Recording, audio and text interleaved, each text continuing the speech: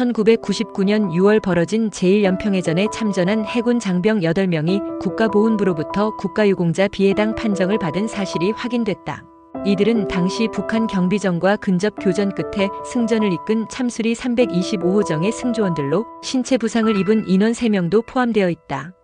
8명의 참전 장병은 지난해 국가유공자 신청을 했으나 보훈부는 올해 2월 이들에 대해 교전 직후 진단서가 존재하지 않고 만기 전역 후 사회경제 활동을 했기 때문에 요건을 충족하지 않는다며 비해당 결정을 통보했다.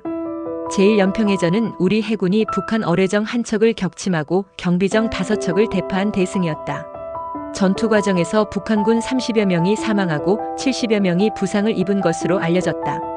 반면 우리 측은 장병 9명이 경상을 입었을 뿐 사망자는 없었다.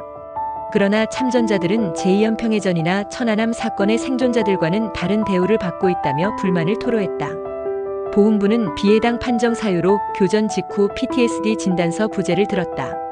그러나 참전자들은 당시 PTSD라는 개념 자체가 생소했고 군 내부에서도 정신과 치료를 꺼리는 분위기였다고 호소했다.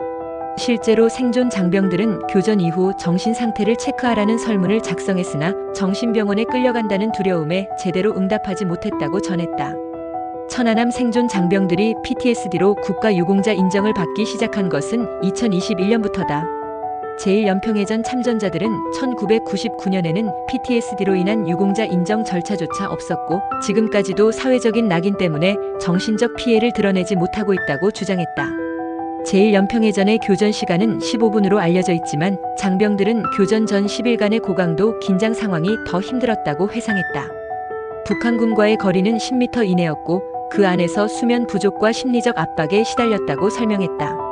참전자들은 차라리 빨리 쏘고 끝내달라는 생각이 들 정도였다며 유언장을 쓰고 초코파이와 콜라를 마지막 만찬처럼 받았다고 증언했다.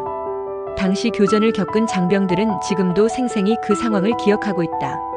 북한 병사의 얼굴, 어선에서 풍기던 생선 냄새, 무표정한 정장의 권총 등이 아직도 머릿속에 남아있다고 전했다.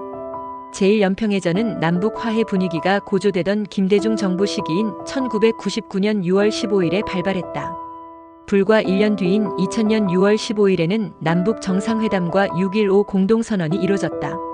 이 때문에 당시 정부는 남북 대화 기조에 따라 교전의 의미를 의도적으로 축소했다는 비판도 나온다. 제1연평해전은 서해수호의 날 공식 초청 대상에서도 제외돼 있다. 서해수호의 날은 제2연평해전, 천안함 사건, 연평도 포격전의 희생자와 생존자들을 기리는 법정 기념일로 지정되어 있으나 제1연평해전은 포함되지 않는다. 보훈부 관계자는 사망자 부상자 외에 생존자까지 참전 명예수당을 지급받는 경우는 현재로선 6.25 전쟁과 베트남전뿐이라며 향후 관련 제도 개선과 입법을 통해 더 많은 참전자를 포용할 필요가 있다고 밝혔다. 참전자들은 우리는 승리했지만 25년째 잊혔다고 말한다. 그리고 여전히 국가의 정당한 인정을 기다리고 있다.